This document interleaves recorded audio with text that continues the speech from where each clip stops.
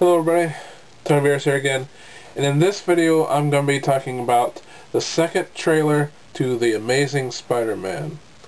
Now, I've been against this movie since I first heard about it, and one of my biggest complaints is that they're retelling the Spider-Man origin story again. I mean, who doesn't know Spider-Man's origin? The last Spider-Man movie to come out, Spider-Man 3, came out only 5 years ago, so basically the only people who don't know Spider-Man's origin stories are 4-year-olds. And they keep saying that this is the untold story when actually it's been told about 1,000,000 times. In the comics, in the cartoon series, in the live-action TV series, in the movies, the Spider-Man's origin story has been told so many times that this is definitely not an untold story. It's just a story that's told differently. And why is it that with a character like Spider-Man, who is very well known, that everyone around the world knows his origin story, why do we have to retell it 1,000,000 times? Why can't there be reboots of a well-known character where it starts off with the character is already established and then we just go from there? I would like to see a Spider-Man movie where the movie starts off right away with Spider-Man being already established as a well-known superhero, and the movie starts off with a bang right in the middle of action. Spider-Man's out there fighting criminals, out there capturing crooks, and then the story just goes from there. Why do we need to see how he became Spider-Man? Now, a good example of this concept done very well is in the first Star Wars movie. The original Star Wars trilogy starts off right in the middle of the story. They start off with episode 4 and then just go on from there. In fact, the movie even starts off right in the middle of a big space battle. Why can't more movies be like this, where it just starts off and it goes and we as an audience catch up and we figure out what's going on as the movie goes on? I mean, we don't need to know Darth Vader's backstory to know that he's a villain. I mean, as soon as he pops up on the screen, we automatically know, hey, this is the bad guy. Another example of this would be in comics themselves. As a comic book fan, my first comic was not a origin story. It wasn't a first issue. How many people can say out there that their very first comic book that they picked up and started reading was an origin story or a first issue? I think that very few people would say that. When you're reading a comic, you don't need to know the 40-year backstory of the main character to know what's going on and enjoy the book.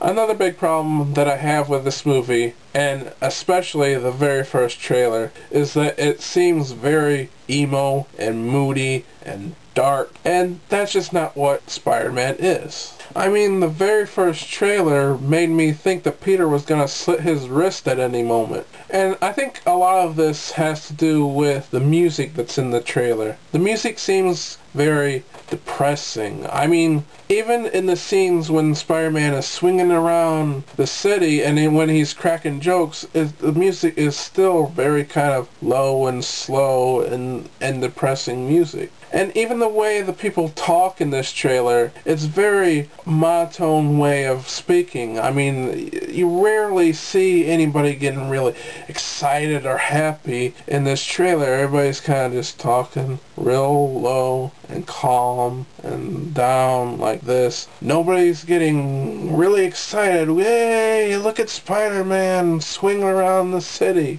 And it just gives this very depressing mood in the trailer. Now, I'm not saying that there's no tragedy in Peter Parker's life, but it's not that tragic. I mean, he's not Batman. I've described Spider-Man as kind of in between Superman and Batman, and as that his personality is in between the two of them. That he's not as optimistic as Superman, but he's not as pessimistic as Batman. He's kind of in the middle. And this movie trailer actually leans more toward Batman Batman.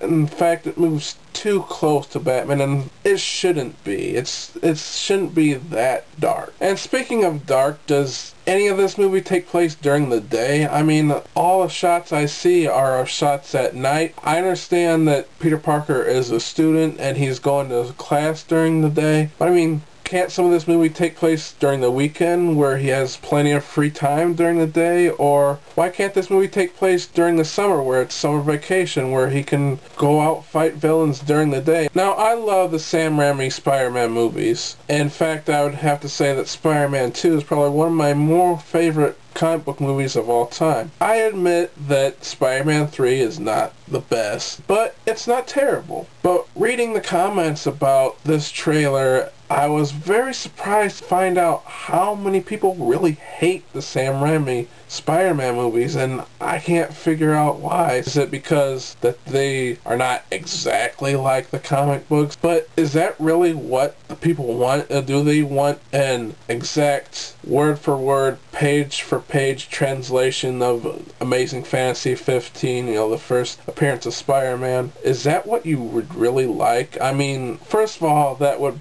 be terribly outdated, and second of all, it would make it very boring if you know exactly what's happening and what the characters are about to say. I mean, who really wants that? I mean, I want to be surprised when I go to a movie theater. And besides, I had no problem with the changes that Raimi made. I mean, especially the ones that actually made more sense. For example, the web shooters. To me, the web shooters made more sense in the Raimi version, because if Peter were to gain all the powers of a spider, he would have the ability to shoot webs and wouldn't have a need for mechanical web shooters. I mean, in this case, it's actually, the movie is more realistic than the comic. I really think that Stan Lee kind of screwed up on that part, because why wouldn't he have the ability to shoot webs? Some people have said, well, you know, the mechanical web shooter shows how smart Peter is, because he made these things by himself at home, and these are homemade gadgets. And really, I mean, because why do they need to show him making something to show him being smart? I mean, what's wrong with him just getting good grades at school, you know? What's wrong with them showing him tutor, you know, other students? I mean, why does he need to build something to prove his intelligence? And I would say that building mechanical devices is really not a big part of Spider-Man. It's not really what makes him him. I mean, when was the last time you've seen Spider-Man actually build a mechanical device? And how many mechanical devices has he built? I mean, I can only think of 3. I mean, the web shooters, of course, and then you got the spider tracers, which I'm surprised those never showed up in the Spider-Man movies. And you got his utility belt, which is basically just a belt with a light on it, and where he stores extra web fluid. I mean, that's not really an ingenious device. It's just a belt with the web fluid on it. I mean, it's those 3 things, and then that's it. I mean, can you guys think of any other devices Spider-Man has built in the last 50 years of his creation? I mean, I can't think of anything. I mean, he's not Tony Stark, who builds a million different armors, you know, or he's not Batman with a billion different gadgets, or he's not Reed Richards with creating and inventing a new device like every 5 seconds. I mean, that's not Spider-Man. He doesn't do that in the comics at all, except for those 3 times. Or wait, I do remember one other thing he built. I mean, he did build the Spider-Mobile, no, which was ridiculous and lame. I mean, you know, there's some things that just don't belong in the movie, and that Spider-Mobile is best forgotten about. And by the way, which is something that he built not by himself, but with the help of the Human Torch. Another thing that people are going gaga over for this trailer is that Spider-Man makes a joke, and a lot of people are saying, oh, finally we have a funny Spider-Man who makes jokes while he's fighting the villains. And are you people forgetting that, you know, Tobey Maguire's Spider-Man did actually make jokes too when he's fighting, you know, Green Goblin, Dr. Octopus, Sandman, and Venom. He was making jokes all the time. I don't understand why nobody can remember this, you know? And the joke that Spider-Man tells in this trailer, first of all, it's not funny, and second of all, it doesn't even make sense. He says, you know, if you're gonna steal cars, don't dress like a car thief. And I thought to myself, do car thieves dress all alike? Do they have a car thief uniform that I don't know about? I mean, this guy was just wearing regular clothes. He was dressed like a regular person.